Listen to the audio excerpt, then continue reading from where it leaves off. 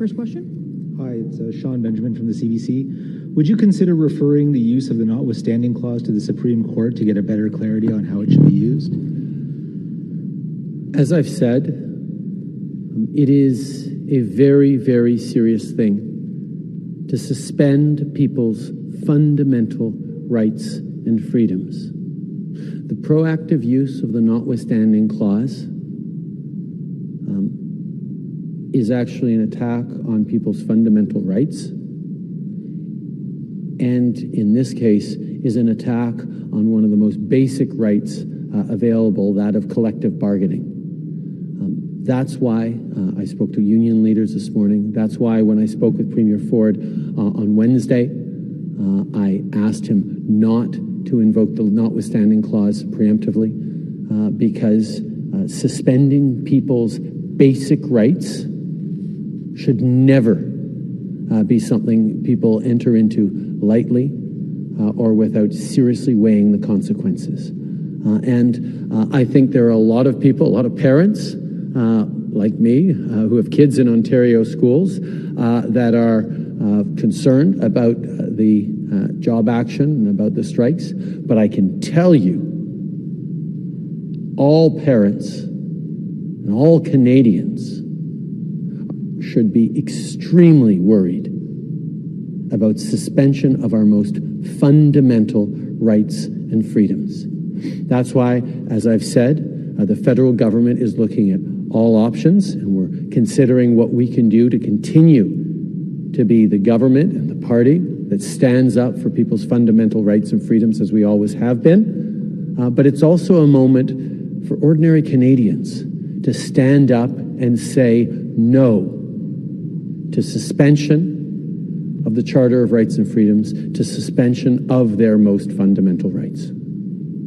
Follow-up question? So StatsCan reported today that most wage gains are going to those at the top of the income spectrum, while those making under $20 an hour aren't seeing those raises. What do you have to say to Canadians who keep getting told that their wages are going to make inflation worse?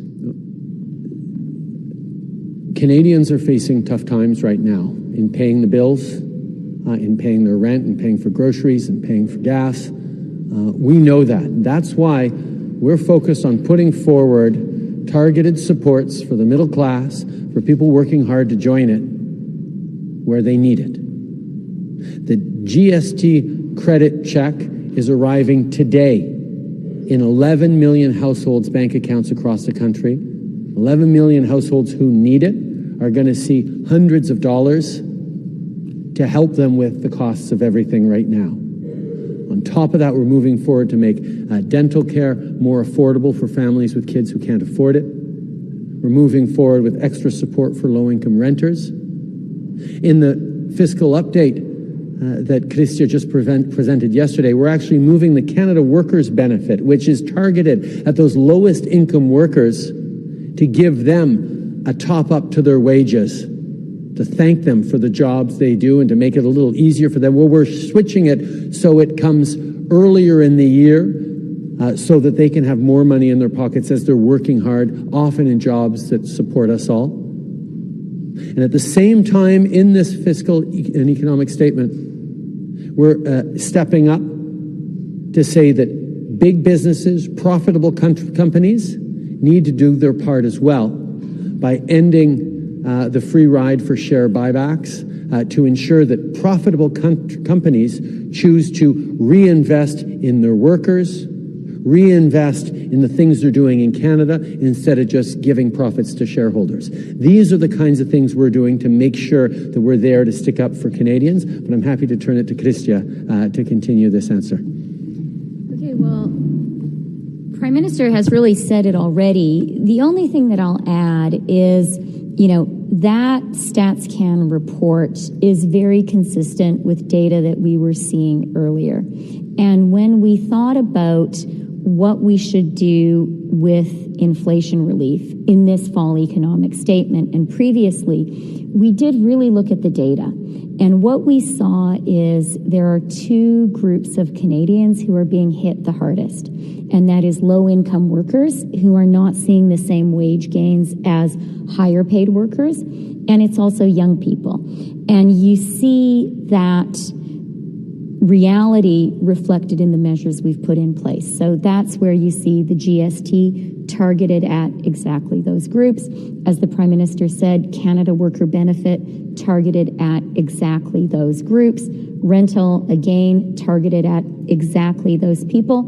And then finally saying that we're going to eliminate permanently federal interest payments on the Canada Student Loan and the Canada Apprentice Loan to give that extra bit of support to young people. Thank you, Minister. Next question. Hi, Adrian Gobriel with CTV National News. Question for you, Mr. Prime Minister. We've heard you condemn the use of the NoWithStanding clause by the government here in Ontario. We've previously heard you condemn the use of it by the Quebec government to suppress religious freedoms. There's many Canadians, though, who, with all due respect, say the time for lip service has passed and they'd like to see your government act. And they're wondering whether or not you and your government will commit to legislative change in the Charter to narrow the scope of the NoWithStanding clause so that in the future it can no longer be used to impede on Canadians' freedoms and their rights.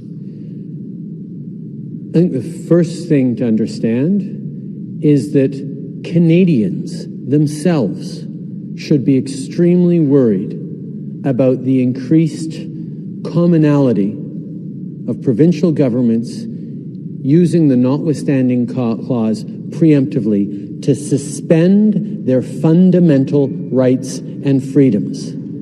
This is something that all Canadians who value the freedoms, the rights, the opportunities that Canada gives them and gives us all should be standing up to be very concerned about. And yes, this is the federal government that stands up for people's rights and freedoms, and we are absolutely looking at all different options. But it would be much better if instead of the federal government having to weigh in and say, you really shouldn't do this, provincial governments, it should be Canadians saying, hold on a minute.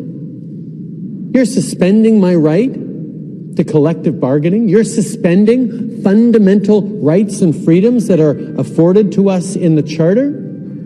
The Charter of Rights and Freedoms cannot become a suggestion. It is something that has built Canada in fundamental ways by recognizing those foundational rights and freedoms that make us one of the best countries in the world. And the outrage we're seeing across the country right now at this latest use, building on top of previous uses that I have consistently condemned, I think is a moment for all Canadians to reflect and say, yeah, our fundamental rights are not to be, canceled away by governments who want to get things done in the easiest and most efficient way possible at the cost of people's fundamental freedoms.